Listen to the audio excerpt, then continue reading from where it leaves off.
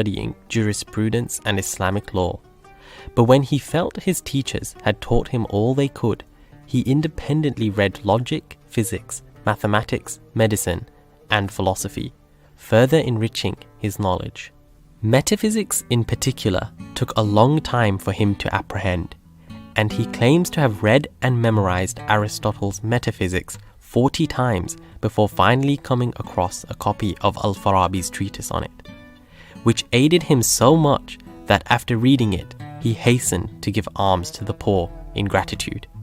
By age 18, he stated, "I continued until I had made myself master of all the sciences.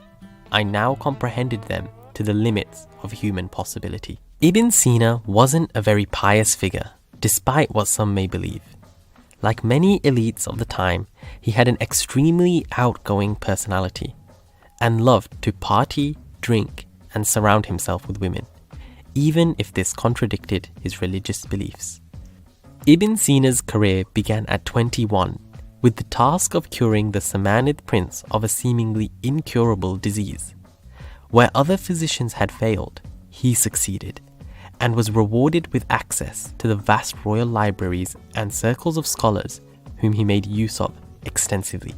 From here, he would become the most famous and one of the most influential philosophers of the Islamic Golden Age, writing a total of 400 works in a much more fluent and thorough style that would supersede the works of philosophers before him, including his own avowed spiritual master, Al-Farabi.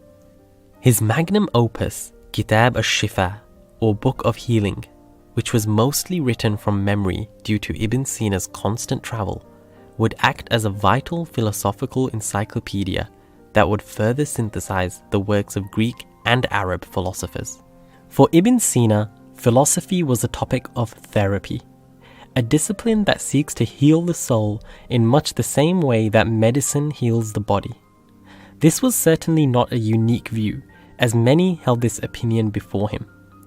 What was more or less unique to Ibn Sina was his attempt to reconcile Aristotelian notions of the universe, such as the universe being eternal, with the Islamic doctrine of the universe being a creation of God. For this, it is important to note how Ibn Sina understood the discipline of metaphysics, which was, for him, the study of the immaterial. Firstly, Ibn Sina makes his famous distinction between necessary and contingent beings, where the latter refers to objects that have a cause or explanation for their existence. If this cause did not occur, the object itself may not have existed. Take yourself as an example. For you to have existed, you depended on the meeting of your mother and father, which, if never happened, may have led to you never being born. Thus you are, like nearly all other objects in the universe, a contingent being. But for Ibn Sina, a logical problem occurs if every single thing in the universe is contingent, an infinite regress. The logical fallacy that refers to the impossibility of having an infinite set of objects, which would require a never-ending infinite set of explanations.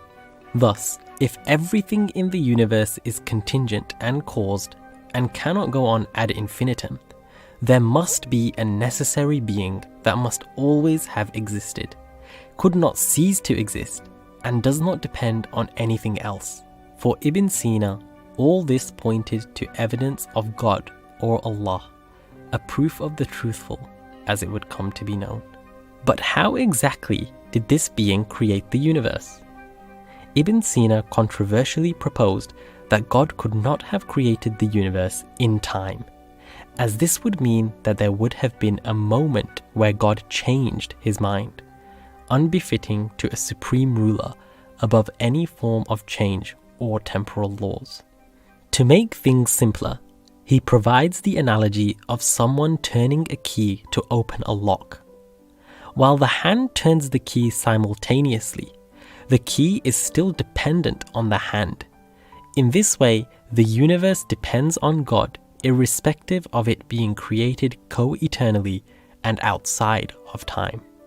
This idea proved extremely controversial, as it meant that God was pre-eternally compelled to have created the universe and that the universe did not have a temporal beginning. Ibn Sina's version of the cosmological argument and its implications would be attacked by later philosophers such as Al-Ghazali and Ibn Rushd. After having proven the existence of God, Ibn Sina turned his attention to understanding the human being, namely through understanding our essence, the soul. Naturally, he asked the question of whether a soul even exists and formulated a thought experiment which, according to him, clearly answered the question. Imagine a man suspended in mid-air with no faculties of sensory perception. That is, no sensation of sight, hearing, smell, touch, or taste. This man, or woman, has never known what it is to have had senses and currently cannot physically feel anything. If it is conceivable that this individual will have an idea of his or her own existence, it follows that we have a non-material or non-physical sense of self, which for Ibn Sina constituted the definition of the soul, or nafs in Arabic. This thought experiment would demonstrate how advanced Ibn Sina was in his thinking, as a similar idea for the existence of a self would not be conceived of in the West for another 600 years. Ibn Sina truly represented the peak of knowledge and intellectual enterprise of the Islamic world in the medieval era. His mode of writing, which trumped the styles of previous philosophers, has still not lost itself in the sands of time. His cosmological argument has been built upon by even modern philosophers, and the physicians of history would find it difficult to avoid his voluminous works. Ibn Sina's extravagant life eventually caught up with him, with some saying he died of overindulgence. Yet, while giving his final alms to the poor, it is said that he read the Holy Quran for 3 days straight until his death, leaving with the quote, "I prefer a short life with width to a narrow one with length."